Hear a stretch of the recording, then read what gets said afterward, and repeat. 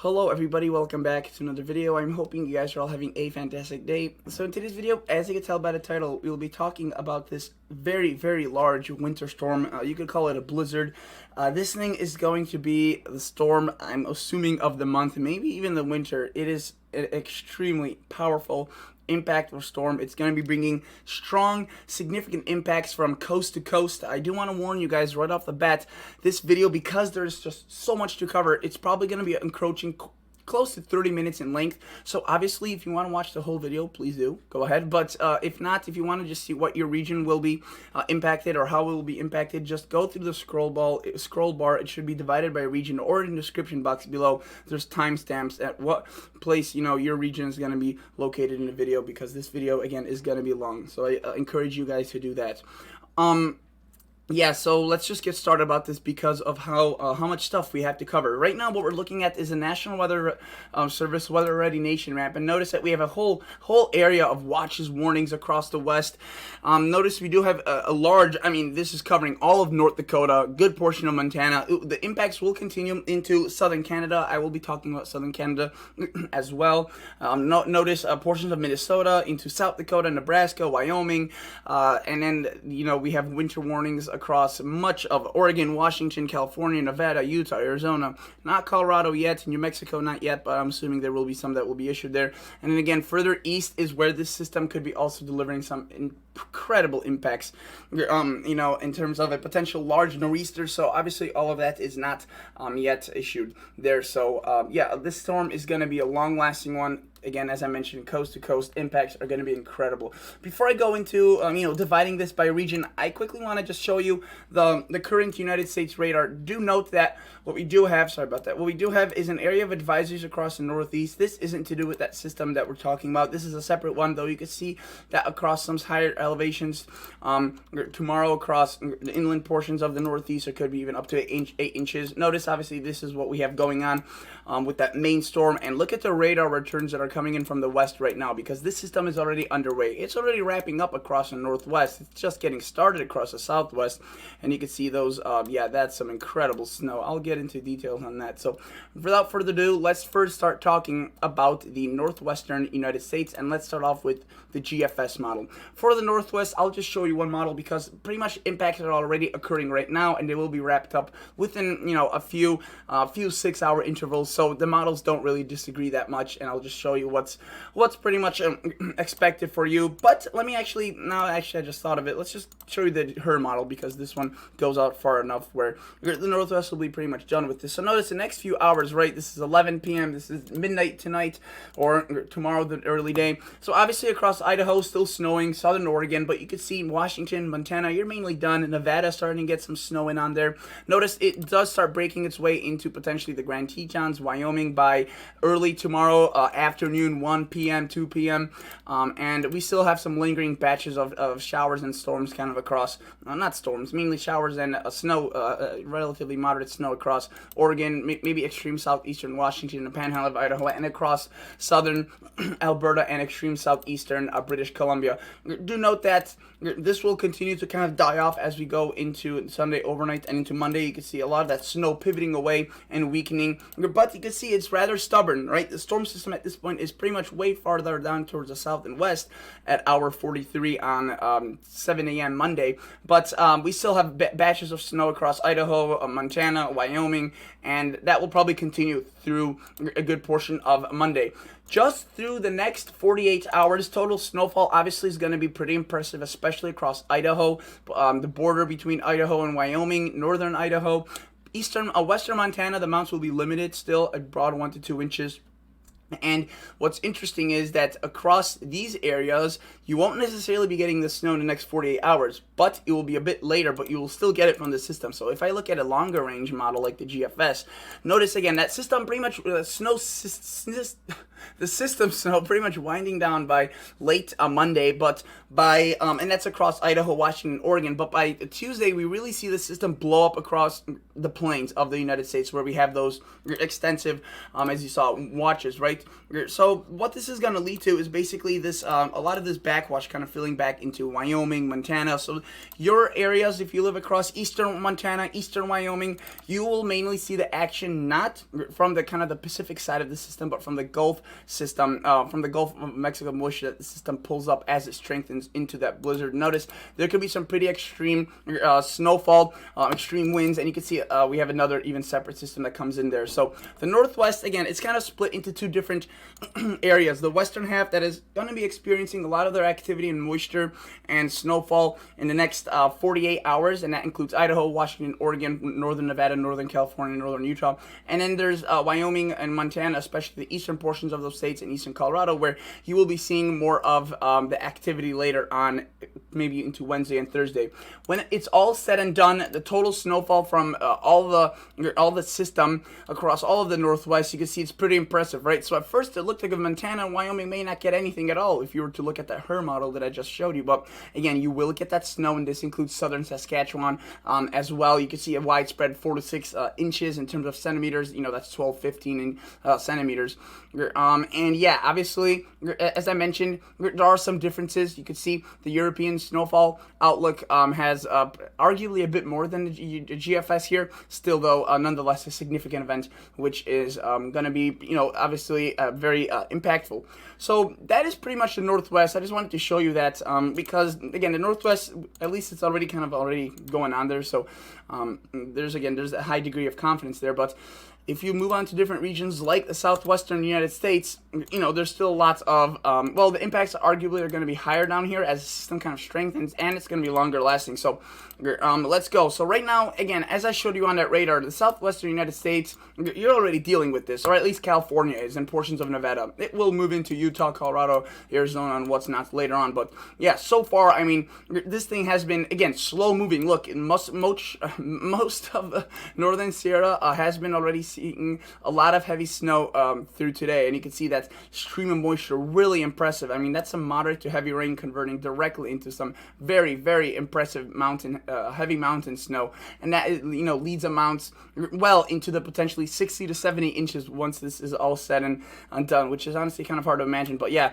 look at some of these rainfall rates here. You know, I mean, that's some thunderstorms right there across Turlock, Modesto, Merced. I'm probably butchering those names, Merced maybe, but yeah, you can see a lot of heavy rain. And as I put this forward on the GFS model, you can see that this will continue through tonight and into overnight tomorrow. Again, it's not going to be quick moving.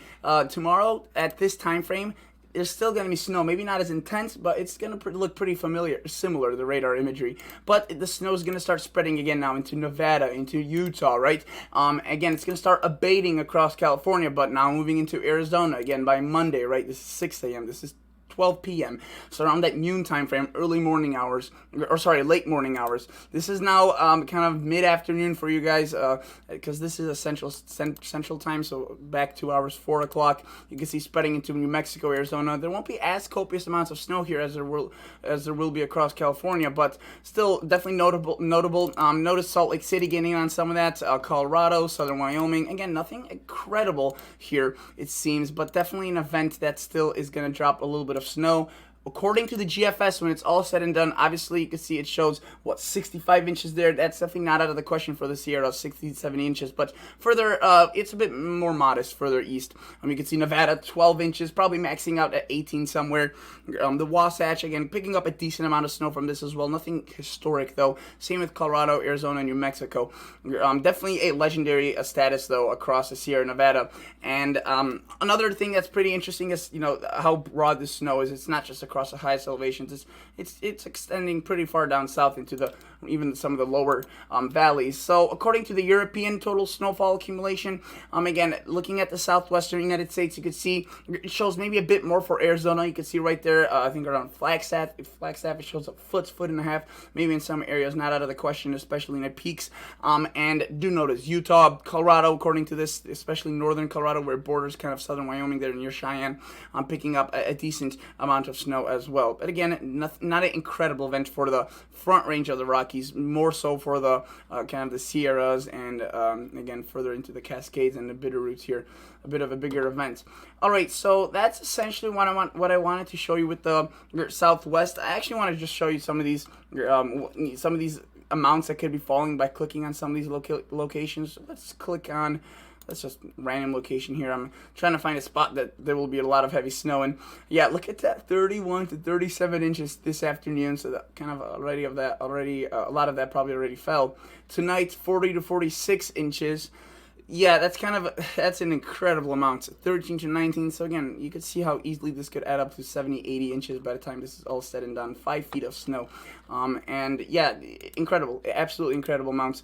You know, the Sierra already has a lot of snow, and that will continue to be added on. Again, Arizona, you can see there's a lot of advisories for that storm snow. Again, so it's not going to be as significant. Still, you can see Flagstaff 6 to 8. Again, I wouldn't be surprised to see an upside, maybe up towards the double digits at least across some of these areas, some of these higher peaks, maybe even 1.5 feet. We sometimes see these type of overproducing events, you know, and it's hard to forecast exactly for the tippity top of a peak. But looking at the snowfall report map, I wanted to show you this. There's not that many reports coming in yet. You can see we have some early ones here from, what is this, 1 inch of snow at 5:09 California Highway Patrols. So this is Deep Spring, so the snow is just kind of starting to get here. The heaviest is again occurring further up north here. I'm assuming there's probably already 15 inches of snow in some areas on the ground. You can see further up north there's already 20, 21, 18. So it shows the kind of the grandness of this storm. Now let's move on to the north central United States. This is where the storm really starts getting tricky, and there's a lot of kind of still differences with the models. Not a ton, right? So definitely still not above average for what the models sometimes are for a given storm system, but still there are some differences, way more than what they are across the Southwest and Northwest, which I just covered. Again, the main difference or main thing for the next day and a half across the north central United States, Sunday, Monday, you're fine. Most of these areas, actually, you don't even see a single spot of precip. Maybe some showers developing in Kansas across late Monday, but what you're going to notice is some very strong southerly winds across the plains. Illinois, Wisconsin, Michigan, not so much. Further here, you can see some colder air still being pretty stubborn, but again, by late Monday into Tuesday, we see an explosion of precipitation. This system moves out into the plains, and again, it's going to intensify really quickly. Nebraska, right, North Platte, potentially, you're right on that difference between some heavy rain, heavy snow. We'll have to wait and see, again, depending on just a little bit of shift in track. That can mean all the world of difference there. South Dakota, North Dakota getting in on that. Minnesota, the northern part of the states, also really getting in on this. Again, continuing to intensify, probably reaching its maximum in terms of its intensity by late Tuesday and into Wednesday overnight hours. Again, we have a pretty strong cold front developing, probably some severe weather, strong storms on the warmer side, and you can see Minnesota. Again, another city that we have to watch for is Minneapolis, whether or not that will convert into a little bit more of snow, more rain. But look at that, that's a classic blizzard, very strong winds. National Weather Service is warning of gusts exceeding 60 miles per hour, so I really don't see how a blizzard warning won't be issued, but that will be kind of issued probably as we get closer into time. And notice that the GFS really kills this system pretty quickly. Again, as I was showing you yesterday, that's the main difference between the models. The GFS kills this system, if you will, a bit quicker and a bit more eagerly than the European, but I do want to say that there has been a change, that the GFS has been slowly trending towards more of what the European has been showing, which means that this system, you can see, stays alive for a bit longer. The European now shows it even kind of staying longer and stronger than it showed yesterday, so it seems as if the European is the model that has a better handle on the system overall when there are the differences. Do note that, well, even into Friday, there could be some backwash showers and precip events, even across areas that, didn't see the snow at first, maybe impacting, you can see even there some decent amounts. So by the time this is all said and done, which again, by Saturday, yes, this thing's going to drag on, even with those little showers and bouts, which I'll show you the European in just a second. It shows a lot more of that. You can see northern Wisconsin is 6 to 10 inches. Minnesota, just north of the Twin Cities, seeing, well over half a foot, close to probably a foot, even more across, just north of the Lake Superior here in the Arrowhead, with some lake enhancement as the winds are going to be from the south initially when this system's intensifying. showing, and then notice a bulk of the snow across the Dakotas, North Dakota, South Dakota, into southern Saskatchewan, Manitoba, picking up a lot. Yeah, this thing's going to be a big event, and yeah, with such strong amounts, such strong winds, there could be drifts that are, I mean, potentially several feet, if not, even 10, 11 feet. I mean, that has happened before in such events. So that is definitely something we have to watch for as well. Notice northern Michigan also potentially picking up some snow. And yeah, that's what the GFS shows. Now, there's quite a bit of a difference here. Again, I'll show you now the European. So let me go back, do forecast loop, and not show you the snowfall, but just show you how it plays out this system. I'll show you the snowfall as well, obviously. But again, I'm talking about the north central United States. So I'll be showing you the entire scope of the United States, but I'll just be focusing on the north central United States. Again, it kind of gives you also a nice scope of how far things are, because if I just divide this by region, it's a bit tough to see sometimes the scope of this massive beast. But there it is. It's moving on to the plains, and you can see again Monday and into Tuesday. By Tuesday morning, this thing's well underway. Strong showers and storms, severe weather across the south. Obviously, very, very heavy snow across the Dakotas. Again, reaching its maximum probably here in terms of rates of snow and in terms of that wind. But do note that the European introduces a bit more of that mixing pretty far to the south. So that would include a little bit more snow for southern Wisconsin. You can see it's a bit, the GFS shows that rain snow line a bit more further towards the north as opposed to the European a bit further towards the south. Another thing is it keeps the system a bit stronger, and look what happens here. What we do see is almost the system completely disintegrating, right? Very similar to the GFS. However, what the European does is it manages to drag in more moisture from this kind of strengthening eastern low pressure, if you will, because this is where the low pressure is going to probably jump into another one across the east coast. And look, the snow intensifies across Michigan, Wisconsin, maybe even Illinois, and this could add seriously several inches of snow across the north central United States, maybe even into Ohio, Indiana, Michigan, Detroit. So looking at the total snowfall accumulations at hour 150, kind of where we are right now, just want to leave it at that, not show you any other snowfall amounts that could be from any other future storms right after this. Notice obviously pretty consistent with the GFS across the Dakotas. That's one area we're pretty confident about. Montana, Wyoming, Nebraska as well. You can see relatively still similar to what the GFS was showing, even with that rain snow line. But where we start getting more kind of mixing, you can see Detroit, for example, according to the European, getting a decent snow event. Central Michigan, 6, 7, 8 inches. GFS, not so much. And you can see even into Illinois, maybe southern Wisconsin. We'll have to keep an eye on this. Cities like Toronto also picking up some more snow from the models like the GFS, or sorry, the European. So there's some pretty strong differences, which is why the National Weather Service hasn't issued anything here. I'm assuming they want more consistency from here. Again, the first part of this storm will be rain most likely for these areas across, say, Green Bay. Well, I guess that didn't work. Let's see if I can even click anywhere. But eventually there will be most likely a transition, you can see, into some sort of a snow wintry mix. So again, it's still a little bit away, to say the least, several days out for the north central United States. So we'll have to keep you guys updated on this. And again, if I show you the GFS just from a few model runs ago, mainly yesterday, you can see that it's been also jumping around a bit more even than the European. I would say actually a lot more than the European. Yesterday's model run, you can see, converted some of that snow quicker, but it never included that backwash precip that the system kind of pulls from the eastern low pressure.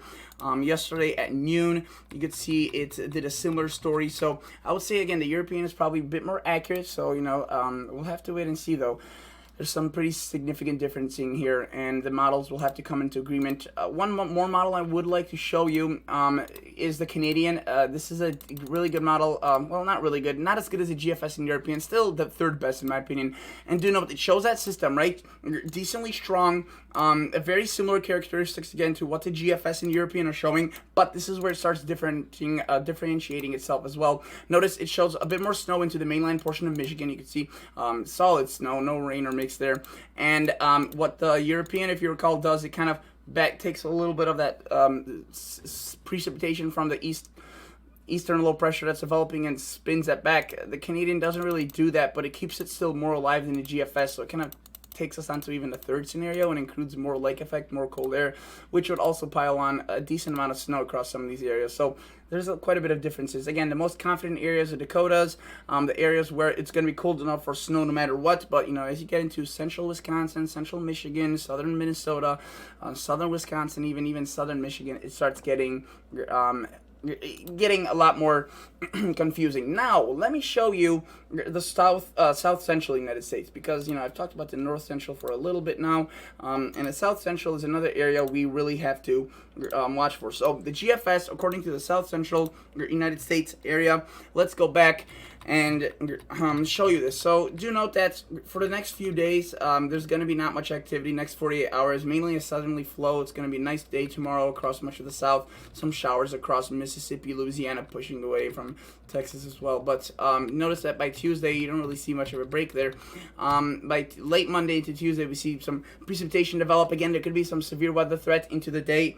On Tuesday, that's one that could be definitely significant. The Storm Prediction Center already is warning about that. Notice, mainly for Nebraska, there will be snow, maybe a little bit into Kansas, but Oklahoma, Texas, and really not much else here. Notice late Tuesday and into Wednesday, we have an area of severe weather that's concerning across Arkansas as it approaches the Mississippi River into Tennessee. That is something we'll also have to watch for. Most notably, behind, again, for the south central United States, is the severe weather and the rain threat from this. If you take a look at the rain threat, obviously this is a global model, so it's not going to be too accurate with this, but where we do have that severe weather, you could expect some copious amounts of several inches of rain. But again, more dangerous is probably the tornadoes or hail and winds that could come with this. In terms of following this system, the biggest change will be a sweep away from the warm air and introduction of at least more average temperatures. You could see some cool weather there, and I don't know if you saw, but there was some glimpses that I briefly showed you there. There could be some signs of a cooler pattern, which could bring some snow following the system, but obviously not from the system itself. And the models are obviously extremely in disagreement about these systems here further out. But yeah, definitely something I just kind of wanted to show you. The European, in terms of its interpretation of the south central United States, is rather similar, and thankfully that's good, because at least there's a little bit more confidence there. Obviously, the severe weather is going to be the hardest part to forecast here, as this thing is obviously a very dynamic system. The severe weather is dangerous, but it seems as if the first day is going to be Tuesday, and then the second one's going to be kind of Tuesday and into Wednesday across more into Arkansas, Louisiana. But the most area I'm concerned about is Oklahoma, southern Oklahoma, northeastern Texas, most of Arkansas, most of Louisiana, most of Mississippi, especially the northern parts, into portions of Tennessee, maybe even southern Missouri. And then the European starts weakening this thing, and so does the GFS. So the severe weather threat seems to be coming at first from this. And you can see the European total precip amounts are also rather similar compared to the GFS. I would say, though, arguably slightly higher. The European is showing for portions of Arkansas, Louisiana, and Texas. Let's move on now and jump towards the northeastern United States, because this is also where there's tons of disagreement. Probably the most disputed area right now by the models, which could... Some models are showing a massive snowstorm, one that, could drop several feet of snow, and there's some models that show nothing. So that's the disparity right there you have to work with. So we're gonna try to figure this out for you guys. Again, as I mentioned, tomorrow there will be a little event of snow. So if you live across Pennsylvania, upstate New York, Massachusetts, Connecticut, even Providence, Rhode Island, some of these coastal areas, getting in some decent snow tomorrow. Maybe New York City, seeing some flakes flying. There could be some decent amounts of snow from this. Again, that's not the system snow, but you can see northern, maybe extreme portions of New Jersey getting a few inches of snow there. So that's definitely something that could be a bit of an impact issue. Notice there's a lot of cold air that gets left behind from that system, so any of this precipitation from this big system is going to have a hard time coming in the form of rain, and there could be a lot of icing because of that warm air riding over that cold air. Cold air is heavier, so that warm air goes over it, and then some freezing rain, ice goes on as the whole column isn't frozen. But with the introduction of new cold air following this system, and the dynamic cooling that occurs when the precipitation is falling heavily enough, you can see it breaks out into mainly snow. And if you recall, the GFS yesterday showed no northeast system. The European did.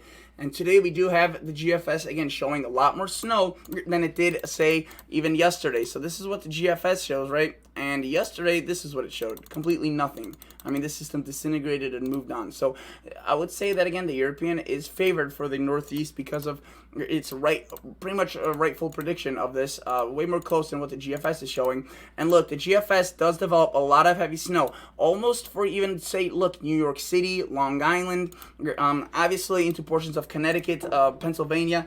It doesn't necessarily develop it as strongly as what the European does, but it still shows snow a lot more than it did yesterday. And if you were to take a look at some of these total snowfall amounts, they're pretty significant. Even an event like what the GFS is showing includes a lot of snow for southeastern Canada here, Toronto, but especially southern New York and Pennsylvania. And you could see its previous model run from today at noon. The GFS showed even more snow, favoring more of southern Canada and kind of the northern part of the Northeast here. Total snowfall, or sorry, not total snowfall. Playing this out for you, what the GFS did differently with this one, it's just developed a stronger system with this. It did increase more moisture, so for cities like New York City and Connecticut, or states like Connecticut, Hartford, Massachusetts, this included more of a rain event, but you could see a lot of those southern Canadian cities, that includes a lot of heavy snow for you guys as well.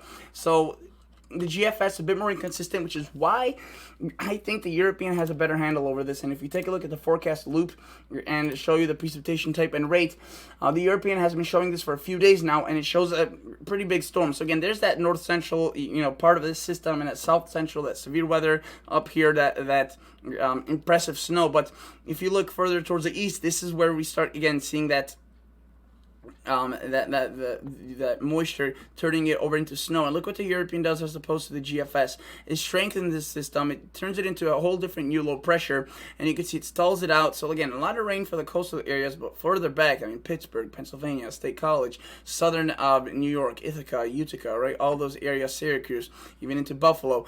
And as this rides up the northeast coast, potentially ice events, maybe even as far south as northern Connecticut, Worcester, across Massachusetts. I don't know if I'm pronouncing that right, but you can see 979, very strong winds, and then it kind of gets out of there. So again, even the European obviously has differences amongst itself and its kind of peers and its family, but it's been more consistent with the GFS, which is why I favorite, and it obviously shows a lot more snow than the GFS. So this is why, well, that's not why I favorite, but that's kind of the main difference that it has with the GFS. It shows a much stronger system, and you can see that some of the snow amounts here would be rather incredible. I mean, a foot and a half, 2 feet, that's significant. And this could even affect, again, getting close. I mean, you can't completely discount the coastal areas from getting a system here that could bring some nasty snow, and most of Massachusetts, they're getting some foot of snow there. So that is the other part of this system. It's incredible. That's what I mean, this system. I mean, it dumps a ton of snow across the west, ton of snow across the north central United States, and a ton of snow potentially across the northeast. So that is that. Again, that's a few days out still, at least for the northeast, as that system is going to be, rather slow moving as it barrels through the north central United States, the west, and eventually to the northeast. But let's start talking now about the southeastern United States, as this is another area where we have quite a bit of, let's say, differences. So for now, the next few days, there's going to be some activity from showers, storms, not really directly correlated with this system. Come Tuesday, still, it's going to be a pretty nice day. We do start seeing that cold front come through with that severe weather on late Tuesday and into Wednesday, racing through Mississippi, Alabama, and Georgia. You can see late Wednesday could be another pretty nasty day for Alabama, Georgia here. And the GFS, if you recall, yesterday took that rain through and got rid of it pretty much with no big issues. Now it's starting to do more what the European is doing. It starts developing a secondary low pressure, more activity. Again, no snow really for you guys. There will be some nasty cold air that could get in behind us that could bring an abrupt change in terms of that, but most of the precip's going to be gone. But very heavy rain potentially across the Carolinas, up the Virginia coast, and then that thing moves out of there. If the GFS is right, this precipitation event would be pretty significant, leading to many people here, many large cities, Birmingham, Atlanta, Charleston, potentially even getting in on 2, 3, 4, maybe 5 inches of rainfall from this, and in localized amounts you could count on even more. The European scenario for this is, I would argue, even more impressive. Yeah, if you thought I was going to say the European shows a lot less precipitation, you are mistaken. There is going to be, the European has been consistently showing a stronger, more aggressive rain scenario for the southeast. It's just that now the GFS kind of joined in on that course. And do note, as this system moves through, right, so there's that southeast, that cold front, pretty well organized according to the European, a bit stronger than maybe what the GFS is showing by Wednesday, pushing through Alabama, Georgia again. So the next few days, you're pretty still quiet across the southeast. with regards to this system, there will be some other activity though from some smaller systems, as you see tomorrow and into Monday. But again, that's going to be kind of small compared to this. As you can see, a lot of severe weather, but more so even that heavy rain threat. Panhandle of Florida, you're getting in that as well. It's gonna be a, again, coast to coast, border to border type event. And you can see this is where it starts beginning that transformation from a north central blizzard, right? That low pressure starts weakening. All models show that, except they have their differences, and they start developing that coastal low, which could potentially lead to that nor'easter. And there you can see a lot of, huge slug of moisture, and the European puts it out of there by Friday, right? So similar to the GFS, but by the time it's all said and done, it shows some pretty significant amounts of rain. Again, really approaching the 3, 4, 5 inch mark across. You can see a very broad, widespread area. And we'll have to see how that goes precisely, as the models still have their fair share of disagreement here. All right, as I mentioned, yeah, this video is going to be long. It's 30 minutes, so we are done currently. I kind of went over as many areas as I could, but I do want to kind of give you guys a brief overview now. Again, here's the National Weather Service Weather Ready Nation map. Some of these areas are already calling for some pretty significant snow, but more even importantly, wind, which could be very, very, very impressive. You can see the blowing snow. They make that pretty clear there, and you can see winds with 31 to 33 mile per hour wind gusts. So it's going to be windy, which is why I'm calling this a blizzard, at least for this part of the country. And you can see potentially 1 to 2 feet of snow in the Black Hills, which obviously is usually where amounts are higher. But look at that, 60 miles per hour. That's going to make travel difficult, if not impossible, as they said there. So that's that. With the north central United States, we'll have to keep an eye on that. Some of these amounts could be pretty legendary, especially if it's colder than expected, and we see more of that fluffy snowfall as opposed to a wetter snowfall. And you can see, assuming a Kuchera ratio, there could be pockets of maybe even 2 feet. According to this model, it shows 3 feet. So we'll have to wait and see. I don't know if there's going to be 3 feet, but a lot of snow for this area. And again, a lot of more details will have to get resolved for the Northeast particularly, and with that development of that secondary low pressure and how the models kind of handle that. One more thing I wanted to show you guys that I forgot earlier for my folks that live across the south central United States regarding the severe weather outlook. Again, Monday, it's not still too bad. There could be some. I would not be surprised to see a slight issue across southern Oklahoma and northern Texas, but Tuesday is probably the worst day across Louisiana, Arkansas, Texas. There could be a moderate issue by the time that comes in full swing again. We're still several days out for that. And Wednesday could also be another pretty big day. You can see that's the 5th right there, more towards the coastal areas. And again, that's far out. That's a pretty significant risk as how many days out that is. So that's something you have to watch for. Would not be surprised to see another area issued on Thursday, but that's still a little bit further out. All right, that's basically it, guys. Thank you so much for watching. I'll catch you all in the next episode. See ya. Bye.